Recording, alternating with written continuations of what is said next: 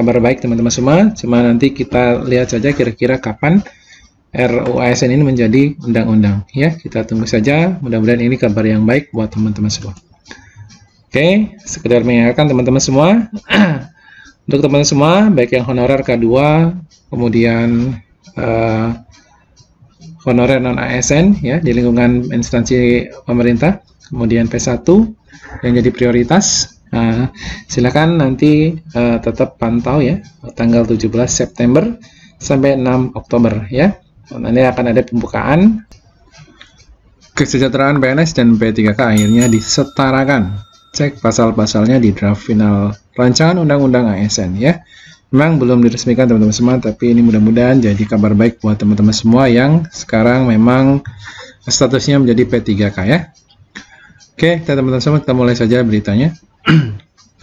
JPN.com Jakarta, draft final rancangan undang-undang aparatur sipil negara atau RUU ASN akhirnya menyetarakan kesejahteraan PNS dan P3K. Ini alhamdulillah kabar baik teman-teman semua ya. Pegawai negeri sipil PNS dan pegawai pemerintah dengan perjanjian kerja atau sering kita sebut dengan P3K yang sebelumnya ada perbedaan di masalah pensiun, kini semuanya mendapatkan fasilitas tersebut. Alhamdulillah, draft final RUU ASN ini memudahkan honorer menjadi P3K dan saat menjadi P3K ada pensiun juga seperti PNS ya. Kata Dewan Pembina Forum Honorer K2 Tenaga Administrasi Indonesia Nur Baiti kepada JPNN. Dia menambahkan dengan penyebutan ASN makin menunjukkan PNS maupun P3K tidak dikotomikan lagi. Ya, ini betul sekali teman-teman semua. Karena semuanya ada abdi negara, alangkah baiknya memang ya harus disetarakan, tidak ada beda ya. Jadi kalau memang PNS dapat ya kenapa P3K tidak.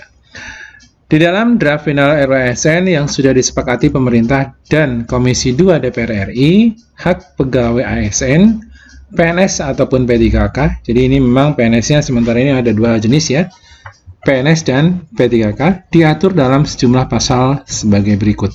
Yang pertama adalah pasal 21. Pasal 21 ayat 1 ini pegawai ASN berhak memperoleh penghargaan dan pengakuan berupa material dan atau non-material.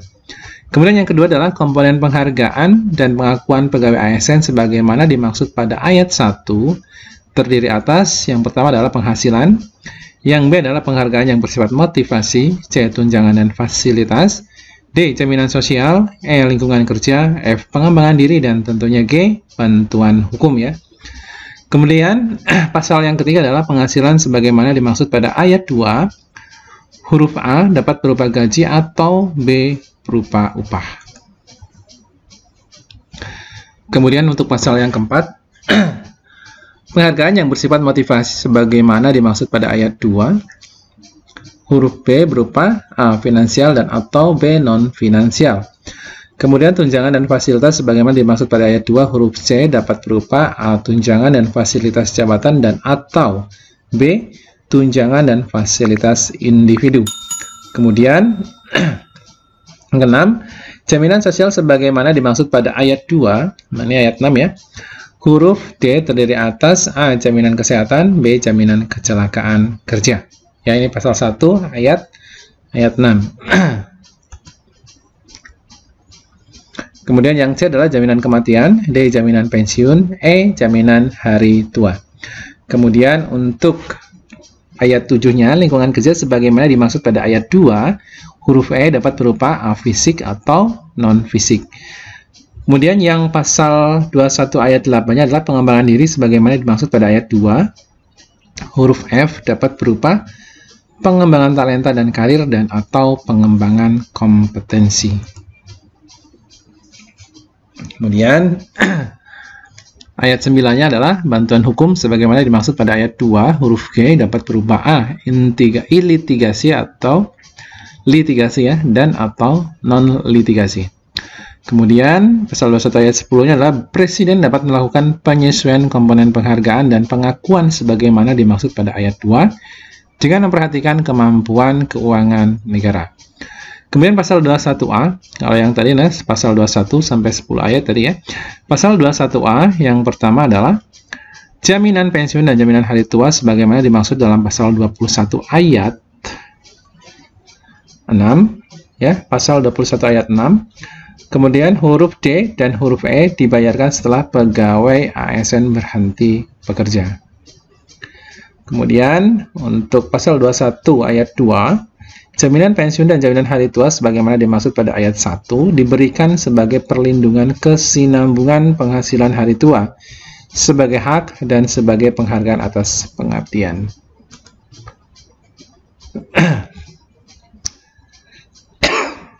Kemudian ayat 3-nya, jaminan pensiun dan jaminan hari tua sebagaimana dimaksud pada ayat 1 mencakup jaminan pensiun dan jaminan hari tua yang diberikan dalam program jaminan sosial nasional. Kemudian pasal 21A ayat 4 berupa pembiayaan jaminan pensiun dan jaminan hari tua sebagaimana dimaksud pada ayat 1 berasal dari pemerintah selaku pemberi kerja dan iuran pegawai ASN yang bersangkutan. Ya, jadi memang setiap bulan kalau ASN yang dapat pensiunan memang ada potongan tersendiri ya. Kemudian pasal 21A ayat 5 teman-teman semua. Ketentuan lebih lanjut mengenai jaminan pensiun dan jaminan hari tua untuk pegawai ASN yang di dalamnya tentunya ada PNS dan P3K sebagaimana dimaksud pada ayat 1 diatur dalam peraturan pemerintah. Kemudian pasal 21B, ketentuan mengenai jaminan sosial sebagaimana dimaksud dalam pasal 21 ayat 6 diatur dalam peraturan pemerintah dengan berdasarkan ketentuan peraturan perundang-undangan yang mengatur mengenai sistem jaminan sosial nasional. Penegasan soal pensiun bagi P3K juga ditegaskan Menteri Pendayagunaan, Aparatur Negara dan Reformasi Birokrasi atau Menpan RB Abdullah Azwar Anas menuntut Menteri Anas P3K akan diberikan pensiun sebesar jumlah yang diiurnya. Dana pensiun bagi P3K ini akan diterima saat sudah pensiun atau berhenti kerja.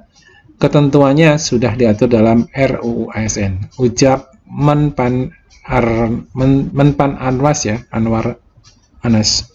Jadi ini sudah masuk dalam draft rancangan undang-undang ASN, bahwasanya P3K juga nanti tentunya akan mendapatkan pensiunan ya setelah berhenti kerja atau pensiun. Ini kabar baik teman-teman semua, cuma nanti kita lihat saja kira-kira kapan RUU ASN ini menjadi undang-undang ya. Kita tunggu saja, mudah-mudahan ini kabar yang baik buat teman-teman semua. Oke, sekedar mengingatkan teman-teman semua untuk teman-teman semua baik yang honorer K2 kemudian honorer non ASN ya di lingkungan instansi pemerintah, kemudian P1 yang jadi prioritas. Silakan nanti tetap pantau ya tanggal 17 September sampai 6 Oktober ya. Nanti akan ada pembukaan untuk seleksi CASN baik itu PNS ataupun P3K ya. Pendaftaran tetap mulai di SSC ASN. Terima kasih, selamat siang. Assalamualaikum warahmatullahi wabarakatuh.